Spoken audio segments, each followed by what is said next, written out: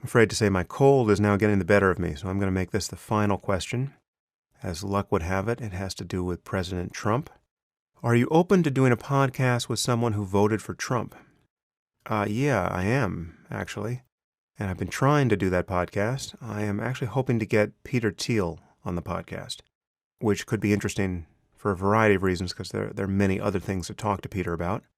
But honestly, I haven't heard any defense of Trump that concedes his obvious flaws as a person, much less an argument for why these flaws don't matter, right? And this is what you would have to do to defend him in an interesting way. Okay, and I really find this alarming. I mean, the people who defend Trump do not admit that there's anything wrong with him. And if they have done this, I have basically missed it. It's like the most they can concede is that he's uncensored, right? And therefore will inevitably offend some people. That isn't even close to acknowledging the problem. Here's what I think is true.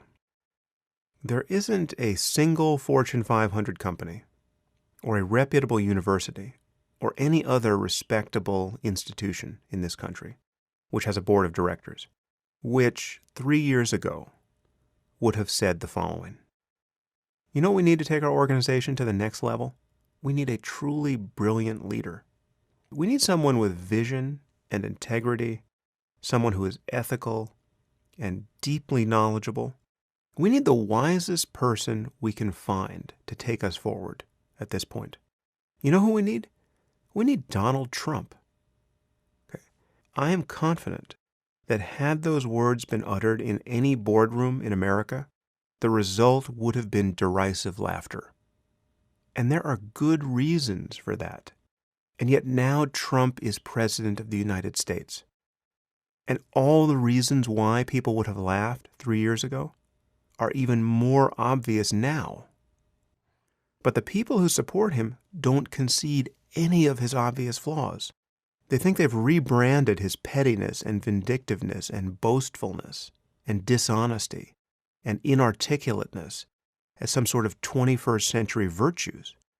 When Trump stands up in front of the memorial wall of the CIA and brags about the size of his inauguration crowd, or rather brags about the size he hallucinated, or brags about how many times he's been on the cover of Time magazine, this isn't stagecraft. Okay, this isn't some brilliant manipulation of the media. This isn't some next-level communication. This is his psychopathology leaking out into the world. This is what you'd have to do to defend Trump. You'd really have to reconstrue that in a compelling way. And I don't see how that's possible. When I see Trump in moments like that, as plain as day, I see the confessions of a disordered personality. Okay, I see a child in a man's body. And so it is with his tweets. I mean, ask yourself, how would Trump look if he really were an utter narcissist and a pathological liar? If you don't believe that he is these things, the question is, how would he have to appear to be these things to you? Okay, what would constitute evidence of narcissism and dishonesty?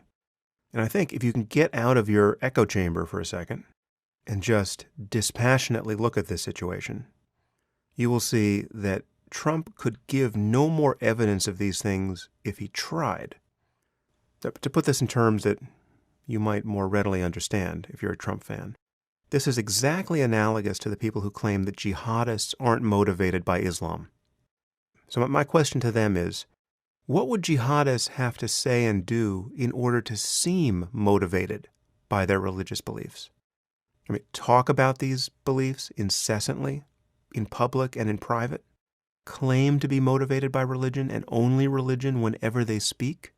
Do things that only make rational sense if a person actually believes in martyrdom and paradise? Because that's what's going on. When you ask what would constitute evidence that jihadism is directly linked to specific doctrines in Islam, you find that there could actually be no more evidence than there is. And so it is with Trump being a malignantly selfish con man. Look at his life. Look at the reflexiveness with which he lies about everything and has done so for decades. My argument is there could not be more evidence of this. and that's a problem. So if you're going to defend Trump, you have to argue somehow that what I just said isn't true, and that's hard. Because again, it's one of the most obvious things ever displayed by another human being. Calling Trump a pathological liar at this point is rather like saying that Michael Jordan was a great basketball player. This is not open to much interpretation. And so it is with most of his other flaws. As I said, Trump himself is so alarming, just as a person, and the degree to which his egocentricity and lying have damaged our public conversation is so startling that I can't even worry about the theocrats he's brought with him into government. Chaos is scarier than having a government staffed by religious fundamentalists. But again, the left seems like it's going to do nothing but further empower Trump. And until the left realizes that identity politics is a dead end, it's never going to recover. And I shudder to think what will happen in this country if we have a major terrorist attack under Trump. The left's imbecilic reaction is virtually guaranteed, and then the only voice of security will be coming from Trump. Anyway, I'm going to have David Frum on the podcast soon, and I hope he can systematically walk me through this topic because he obviously knows much more about politics than I do. And yes, I will have Peter or someone like Peter on the podcast happily. The reason why I would like to do it with Peter is because, while I don't agree with his backing of Trump, obviously, I totally respect him in other areas. And there are many other things to talk about, like artificial intelligence and the progress of technology generally and our economic future and even religion and human values. So there's a lot we could talk about that wouldn't just be Trump. And I think that's probably important for the podcast. And if there's someone else I should talk to about Trump, feel free to send them my way. The people who usually get suggested in this vein are some version of internet troll. I won't even name some of these people. So